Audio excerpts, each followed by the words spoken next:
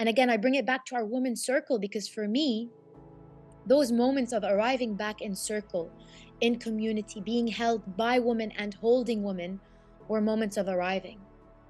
Were moments of arriving between me and my own feminine, and bringing into circle what are the new agreements we want to create.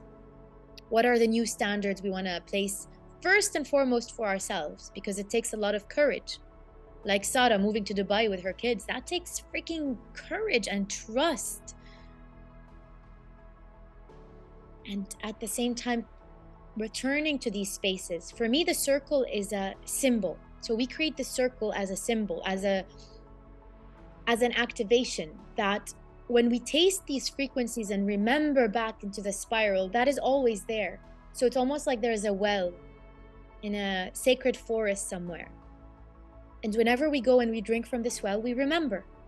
And we're human, so sometimes we forget. That is the whole game of this realm, is we are everything and we forget. So we come back into this little separate body and self and ego, and we forget. So every time we return to the well,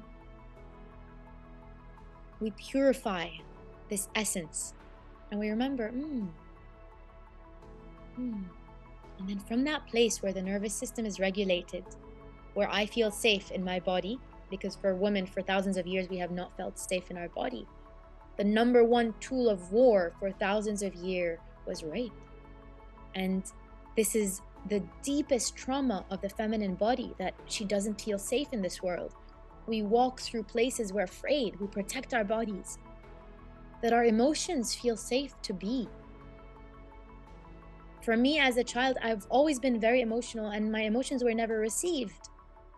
So I didn't even know I had an emotional body that was not received. I was just, something was compressing and compressing, because not because nobody didn't want to receive, but nobody knew how to receive, because they couldn't receive their own emotional body. And even our mental bodies, our masculine selves, our capacity to envision new realities. This is a big part of our work as women as well, because our wombs are the creators. So all of these aspects, we are, in Arabic, عم نوسع from the little space and plot and parking plot that we've been given by society, by the systems we inhabit, our families, our schools, our culture, our countries, all these systems that in some way they've also done their best. Because you try go ruling an unconscious country and let's see what kind of rules you'll set forth. But now as people awaken, there is a thirst for new possibilities, for new ways of being. And a lot of spiritual teachers have said it is the woman who will be the leaders in this new reality. And maybe if we don't want to just separate even in that, to say it is the feminine, it is the heart, it is the safety that we create in the world that brings back order, that brings back peace to the collective. And each one of us has that power. Each one of us has that influence. If we claim it, we can show up in our lives and say, play small and say, I have no influence. Or we can start where we are and begin this regulation of the nervous system to feel more safe.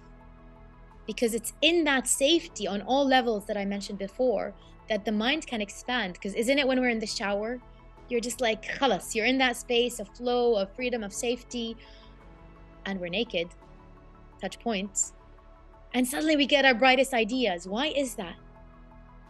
Something just feels like, okay. And I love to bring that feeling to these spaces, to these circles. And I love us all to remember that we have that capacity to drink from the well and then take it back, because that's what's needed in our world. Maybe for us, because we're in the path, and maybe many of your friends are conscious and this and that, we forget that most of the world is asleep. And most of the world is not living the way you live. And so just the intention, the desire to be the safe space to your sister, to your mother, to your friend at work, to whoever is in your life, open to that receiving. That's a revolution. That's a change. That's a deepening. That's allowing them. You don't know where they take that. There's so many people I meet and some magic happens and I have no idea what happens after. And then they disappear for a few years.